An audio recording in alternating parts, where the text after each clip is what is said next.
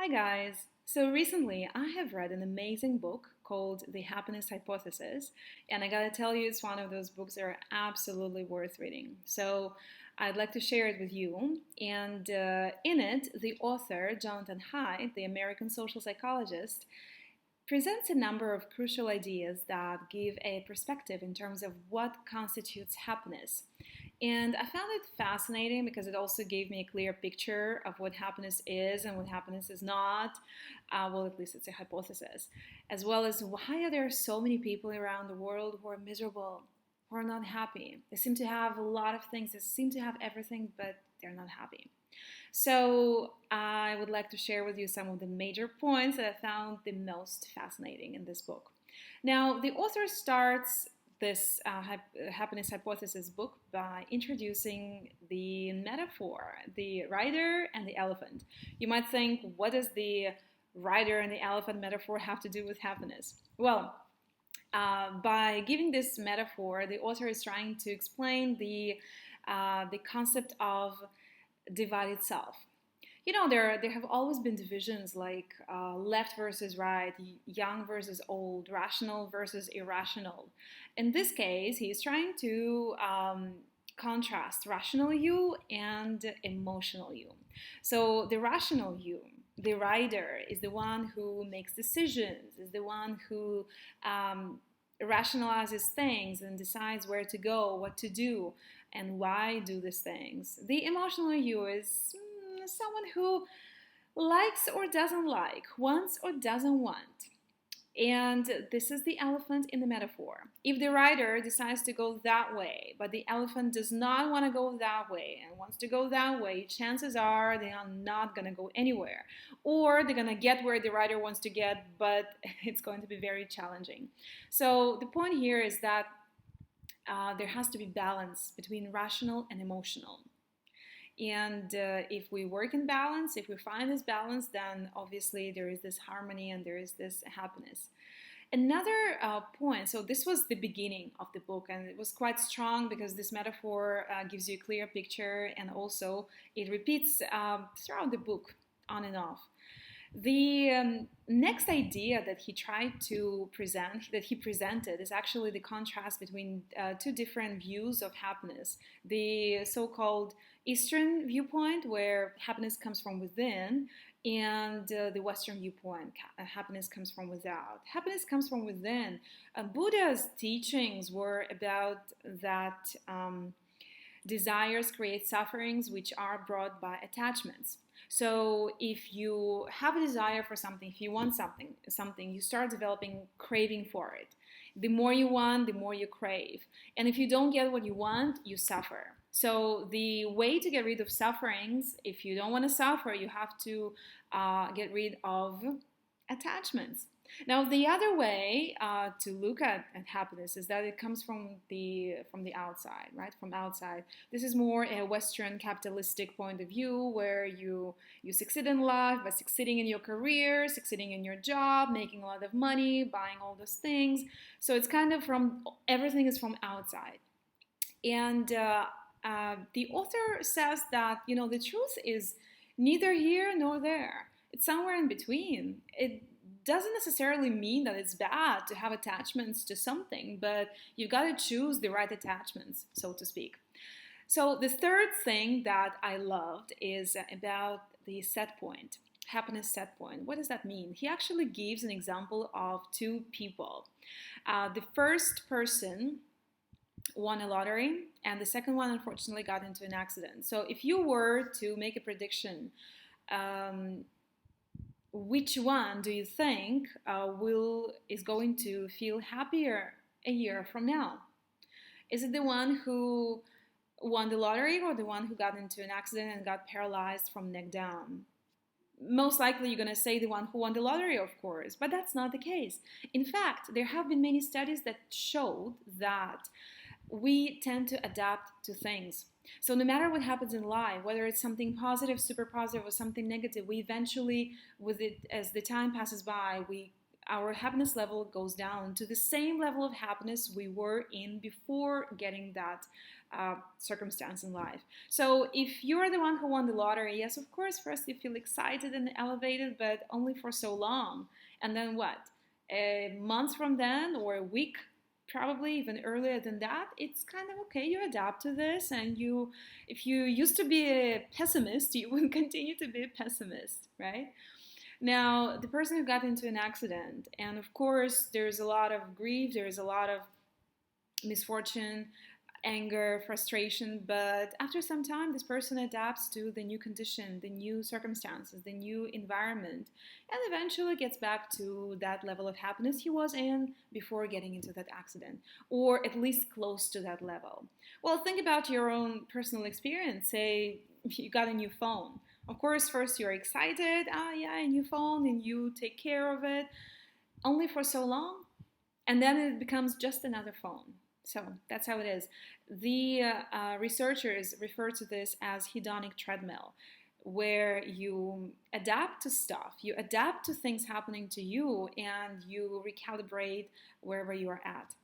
Now, the fourth idea, the fourth point, major point that I found in this book, and I learned about it before, but it was just, as a reminder, happiness formula. Did you know that there is a formula for happiness? Yes, there is. And it sounds like H equals S plus C plus V. What do these letters stand for? Well, H stands for happiness.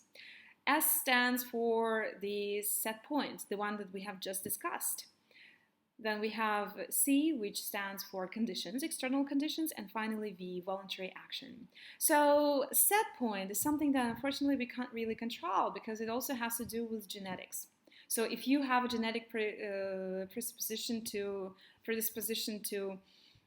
depression, then what can you do about it? You're not going to be depressed all the time, right? There has to be another way, but you are kind of inclined to feel this way. Now, the conditions, external conditions, these are your job, your apartment where you live, and the house, relationships, the country where you live, climate, weather, and so on. These are the things that are external, and you can control them. You can change them for the better. You can change them for good. And finally, we have voluntary actions. Those are the ones that you can do, you want to do, you choose to do them because they bring you so much joy. They bring you so much happiness. Maybe this is meditation. Maybe it's traveling. Maybe it's going to the gym. Maybe it's swimming. Maybe it's going to a dance class and so many other things. So what is the idea behind this happiness formula? That you can increase your happiness by increasing all these three things, right? The set point and the conditions and the voluntary actions. But can you increase set point? Probably not. So you have to focus on these conditions and the voluntary actions. And that's where your happiness will boost when you maximize those criteria. The next thing that I really liked about this book is that Jonathan Haidt, the author, mentions love. And there are two kinds of love, passionate and compassionate love, where he actually says it's a companionate love, comes from companion. So passionate love is the first stage. That's where you feel in love, you're crazy about each other, you feel like you can't live without seeing each other, and the feelings are burning super hot. And eventually, because it burns so hot, it burns out at some point. Compassionate love, companionate love is the one that develops over time. It's the one that is based on care, compassion, trust, respect. So which one do you think will bring you long-term happiness? I'd say compassionate. So something to be aware of, right? We've talked about happiness for a while, but there are also some things that we need to be aware of, such as happiness suckers, or in other words, happiness drainers and happiness boosters. Happiness suckers are those things that drain your happiness, that you can't really do much about it. And as an example, he brings the example of living somewhere not far from the busy, noisy intersection. You can never really adapt to that noise. Yes, you can accept the situation that this is where you live, this is where you ended up buying your apartment, but every now and then you get kind of frustrated or irritated because of that noise. Another thing, another sucker, happiness drainer, is lack of control. If you don't have control over over a specific situation, then this is where anxiety gets into play. This is where you start feeling anxious, overwhelmed, frustrated, and even depressed, compared to the situation when you have a control of something. You have control over the situation. You got this. You feel it, right? And there have been studies done proving this. Another big happiness sucker is commuting. Commuting time. Well, of course, you can benefit from commuting. If you have, for example, 40 minutes or 1 hour to get to work or your school or wherever you need to go, you can definitely maximize the time being there. You can listen to audiobooks or podcasts. But on average, this commuting is actually something that drains happiness in people. Dysfunctional relationships. This is another thing, and this has to do also with communication, not just romantic relationships, but also, say, with your colleagues or your neighbors, or when you feel there is something wrong in communication, maybe something is unsaid, or you can't express what you want to say and you feel really bad about it.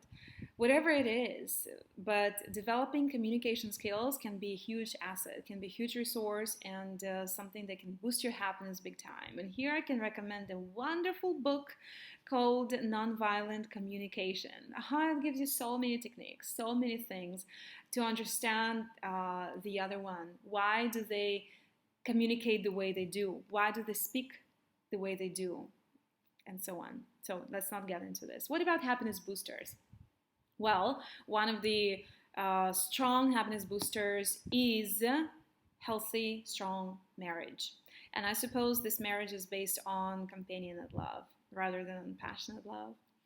Another happiness booster is meaningful relationship. Oh, that makes total sense. If you invest in your friendship, in your friends, these are the people, these are the connections that you develop over time, and something that brings you a whole new level of happiness, I'd say, right? When you feel down, well, you know how it feels. When you feel down and you have someone to talk to, you have someone to trust, you have someone to rely on, it's amazing. It gives you that comfort. It gives you that